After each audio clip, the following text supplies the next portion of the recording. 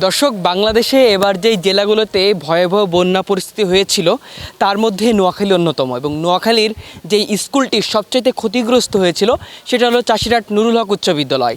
এখনও সেই স্কুলে হাঁটু সমান পানি এবং পানিবন্দী হওয়ার কারণে সেখানে কোনোভাবেই শিক্ষা গ্রহণ করতে পারছে না শিক্ষার্থীরা। আর কিছুদিন পরেই বার্ষিক পরীক্ষা, সেই কারণে একটি নির্মাণাধীন বিল্ডিংয়ে তাদের স্কুলের কার্যক্রম পরিচালনা করছে।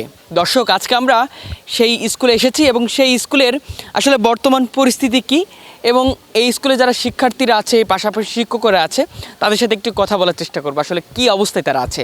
আসসালামু আলাইকুম স্যার, এবারে আসলে নোয়াখালীতে সবচাইতে ভয়াবহ বন্যা হয়েছে এবং এই বন্যাতে আমরা দেখেছি চাষিরহাট নুরুল হক উচ্চ বিদ্যালয় অন্যতম।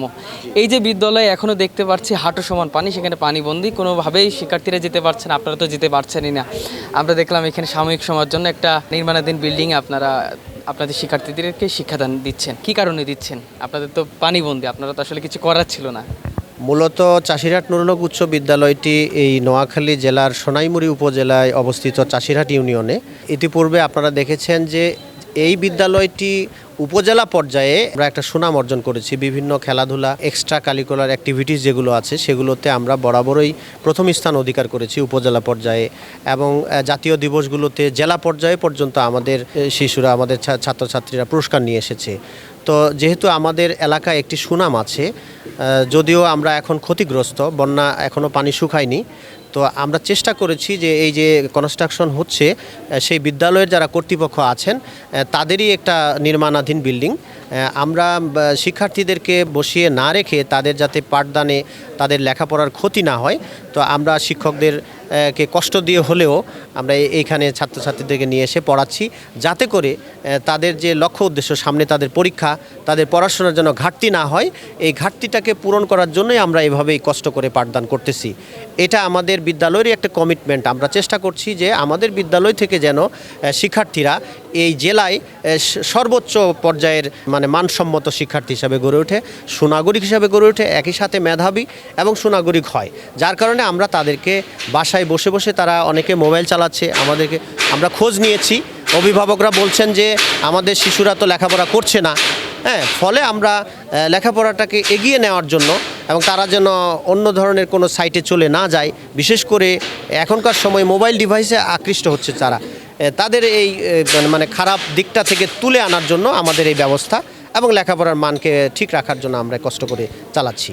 দর্শক, এখন পর্যন্ত যার সাথে কথা বলছিলাম তিনি এই প্রতিষ্ঠানের সহকারী প্রধান শিক্ষক। আমরা আরও কিছু শিক্ষার্থীদের সাথে কথা বলবো, চলুন একটু তাদের কাছ থেকে শুনি। আচ্ছা, এই যে বন্যা পরিস্থিতি ঘটলো, বন্যা পরিস্থিতির পরে আসলে আপনারা সাময়িক সময়ের জন্য দেখছি একটা নির্মাণাধীন বিল্ডিং আসলে আপনারা স্কুল করছেন, ক্লাস করছেন, আসলে এটা কেন করছেন, কি কারণে? আসলে প্রেশার দিচ্ছে কিনা আপনাদের উপরে? না, প্রেশার কেন হবে? আমরা তো পড়ালেখা করবোই, এখন আমাদের পড়ালেখা করার সময়। এখন আমাদের বন্যার সময় যে এই নির্বাচনের একটা জায়গার মধ্যে পড়ালেখা করাচ্ছে, এর জন্য আমরা খুব উপকৃত হচ্ছি। আমরা এখন বাসায় থাকলে উল্টাপাল্টা কাজ করতাম, আড্ডা দিতাম, খেলা করতাম, কিন্তু এখানে এসে পড়ালেখাটা আমাদের এগিয়ে যাচ্ছে।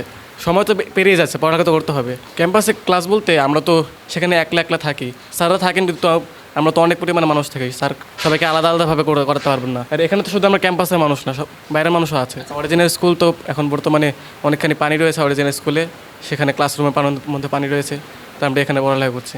আসলে আমাদের তো স্কুলে এখনও হচ্ছে পানি আছে, সেজন্য আমাদের এইখানে বন্যার পরে ক্লাস করানো হচ্ছে। এখন এই যে কষ্ট করে এইভাবে চেয়ারের উপর বসে বসে ক্লাস করানো হচ্ছে, কারণ স্কুলে অনেক বেঞ্চ, এরপরে অনেক জিনিসপত্রের অনেক ক্ষয়ক্ষতি হয়েছে। পানি এখনও স্কুলে অনেকটাই আছে, জানি না এখন কবে ওইটা শুকাবে, তারপরে আমরা হয়তো আমাদের আবার আগের স্কুলে যেতে পারবো। নোয়াখালী এইসব এলাকায় যখন বন্যা হয় অনেক কিছুর ক্ষয়ক্ষতি হয়, সেই সাথে আমাদের স্কুলেও আসলে অনেকটা পানি উঠে যায়, যে কারণে আমাদের স্কুলও বন্ধ করে দিতে হয়। দীর্ঘ অনেকটা মাস আমাদের স্কুল বন্ধ থাকার পর আবার যখন দেখলাম কিছুটা পানি শুকালো, তখন আসলে ততদিনে আমাদের পড়ালেখার অনেকটুকু ক্ষয়ক্ষতি হয়ে গেছে।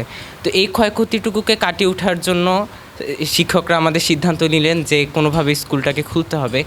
তো ওনাদের সিদ্ধান্ত অনুযায়ী আমরা এখানে, আমাদের হাসপাতাল নির্মাণ হচ্ছিল, আমরা এখানে এরকম একটি জায়গায় আবারও ক্লাস শুরু করেছি, এবং আমি মনে করি এই সিদ্ধান্তটুকু অনেক গুরুত্বপূর্ণ, কারণ আমাদের শিক্ষার প্রচণ্ড ক্ষয়ক্ষতি হয়েছে এই বন্ধের মাঝখানে, এবং পানিটুকু খুব তাড়াতাড়ি শুকিয়ে যায়। তবে আমরা যদি আমাদের পুরানো স্কুলে আবারও ফিরে যেতে পারি, আমি মনে করি সব শিক্ষার্থীরাই অনেক বেশি খুশি হবে, কারণ আমরা এই কয়েকদিনের মাঝে আমাদের আগের স্কুলকে খুবই মিস করেছি এবং এখনও করছি। আমাদের নোয়াখালী অঞ্চলে হচ্ছে সবগুলি স্কুলের মধ্যে আমাদের স্কুলটাই বেশি ক্ষতিগ্রস্ত হয়েছে, আর এখনও হাঁটু পরিমাণ পানি আছে। এজন্য আমরা স্কুলেও যেতে পারছি না, শিক্ষকরা কোনো ব্যবস্থা করতে পারছেন না। কিন্তু এইখানে যখন নতুন হাসপাতাল তৈরি করা হলো, তো এরপর আমরা এখানে ক্লাস শুরু করেছি।